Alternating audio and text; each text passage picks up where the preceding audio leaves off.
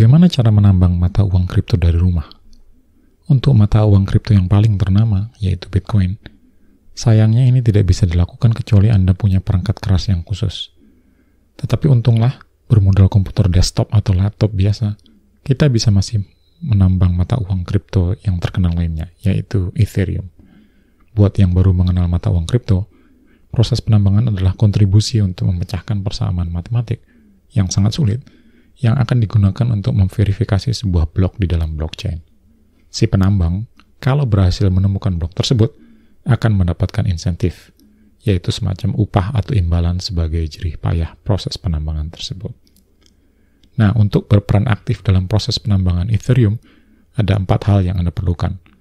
Dompet untuk menampung hasil penambangan, komputer sebagai perangkat penambang, pool atau perhimpunan proses penambangan, dan terakhir, aplikasi perangkat lunak penambangan itu sendiri. Mari kita kupas satu-satu. Oh ya, video ini hanya untuk bahan belajar saja. Saya membuatnya tanpa disponsori oleh pihak manapun juga. Yang pertama, dompet alias wallet. Sama halnya seperti uang yang kita pakai sehari-hari, dompet ini berfungsi untuk menampung hasil atau imbalan dari penambangan. Ada banyak software atau bahkan aplikasi Android dan iOS yang bisa digunakan untuk membuat dompet kripto. Buat yang serius dengan mata uang kripto, saya anjurkan menggunakan dompet fisik. Ada banyak pilihannya, salah satunya adalah Ledger. Dompet fisik seperti ini jauh lebih aman dan juga tidak terlalu sulit untuk digunakan. Nanti kapan-kapan saya akan buat video tutorial penggunaan atau pemakaian dompet fisik dengan Ledger ataupun perangkat lainnya. Begitu dompet sudah disiapkan, yang Anda dapatkan adalah sekumpulan huruf dan angka yang panjang seperti ini, yaitu alamat si dompet tersebut sebagai tujuan transfer hasil penambangan. Karenanya, catat baik-baik dan jangan sampai hilang. Nanti kita akan perlukan saat mengkonfigurasi aplikasi penambang. Sudah tentu kalau kita menambang dengan menggunakan komputer, kita perlu komputer. Untuk ini kita perlu komputer yang dilengkapi dengan GPU atau kartu VGA atau kartu grafis. Seperti misalnya desktop yang sering dirakit dan dipakai oleh para gamer. Laptop juga bisa dipakai. Walaupun biasanya nggak sekuat desktop dan kita mesti hati-hati jangan sampai laptopnya terlalu panas. Intinya di sini adalah kartu grafis yang punya memori 8 GB ke atas. Kalau ragu-ragu, bisa cari dan pasang aplikasi bernama GPU-Z atau GPU-Z. Kalau diluncurkan, GPU-Z akan mendeteksi kartu grafis yang ada di komputer, misalnya di sini GeForce GTX 1070 Ti, dan bila kita tekan tombol lookup, maka GPU-Z akan membuka browser ke informasi lebih rinci seputar kartu grafis yang tadi baru dideteksi. Di sini kita bisa simak berbagai macam spesifikasi, termasuk juga yang penting yaitu kapasitas memori, sudah 8 GB di sini. Oh ya, untuk video ini saya bereksperimen menambang dengan menggunakan 2 kartu grafis sekaligus, GTX 1070 Ti yang ini, dan juga satu lagi saudara tuanya yaitu GTX 1080 Ti. Nah, sekarang kita mesti menambang dengan bergotong royong. Mengapa demikian? Karena menambang secara individu sudah tidak bakal menghasilkan apapun, kecuali Anda bernasib sangat-sangat mujur.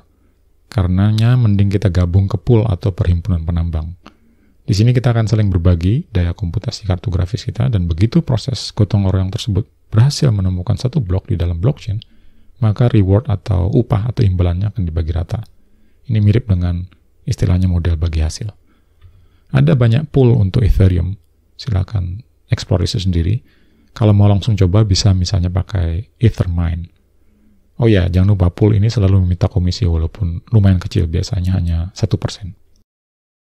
Kalau sudah menemukan pool yang dipakai, sekarang saatnya memasang aplikasi atau software penambang. Untungnya kita bisa langsung mencarinya dari website si Ethermine tadi. Cukup klik start. Ada beberapa informasi soal pool yang penting, misalnya alamat pool tersebut dan portnya. Karena saya di Amerika, maka saya menggunakan US1 sama US2, sesuaikan kalau Anda di Eropa atau di Asia. Nah, di sini kita bisa pilih software penambang. Saya biasanya menggunakan Phoenix Miner. Kita tinggal klik di sini, kemudian kita akan menuju website Bitcoin Talk. Kalau kita turun ke bawah, kita bisa menemukan link untuk memasang si Phoenix Miner. Klik saja, tunggu downloadannya, biasanya nggak terlalu lama.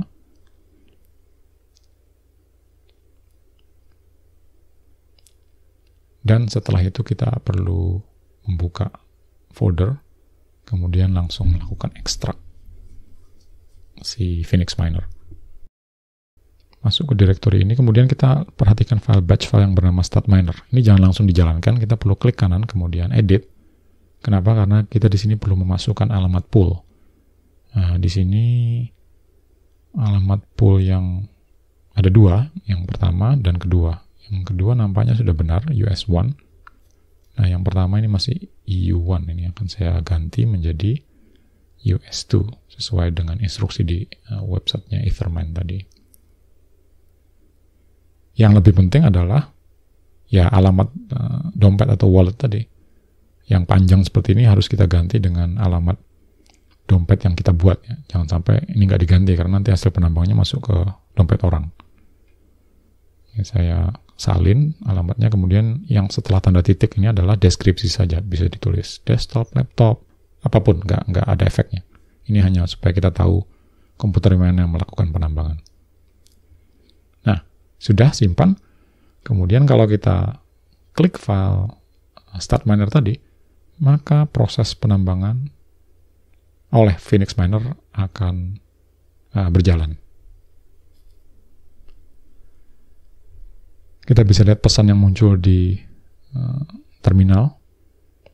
Di sini bisa kita lihat bahwa Phoenix Miner mendeteksi bahwa saya punya 2 kartu grafis, kemudian mulai mengambil pesanan job dari Ethermine untuk dikerjakan oleh di 2 kartu grafis saya. Kecepatan kartu grafis untuk menyelesaikan masalah atau mencari solusi matematik untuk blockchain biasanya dihitung dengan megahash per second atau mh_s. Nah, di sini sudah keluar angkanya. Misalnya GPU pertama ini 32,7 megahash per second, kemudian GPU kedua adalah 27 megahash per second. Ini rasanya yang GPU pertama tadi yang 1080 Ti karena sedikit lebih powerful. Nah, proses ini akan berjalan terus. Kita nggak perlu melakukan apapun, nggak perlu ditonton terus-terusan. Setelah berapa lama, biasanya tiap entah 10 atau 15 menit, maka hasil penambangan atau pergerakan dari proses penambangan ini akan kita lihat di website Ethermine tadi. Alamat dompet yang kita jadikan tujuan untuk menambang tadi. Nah, di sini ada dashboardnya. Kita bisa lihat hash rate tadi. Kalau dihitung kurang lebih totalnya adalah 58 karena ada 2 kartu grafis masing-masing sekitar 30 MHz per second. Sementara itu ada chartnya, kita bisa lihat selama 24 jam terakhir bagaimana sih pergerakan hash rate. Kalau kita ke atas sedikit, ada beberapa angka penting di sini, yaitu misalnya unpaid balance. Karena Ethermine tidak akan langsung mentransfer imbalan penambangan setiap kali blockchain ditemukan, tetapi akan menunggu sampai ambang tertentu, biasanya 0,1 Ethereum baru akan ditransfer ke dompet kita.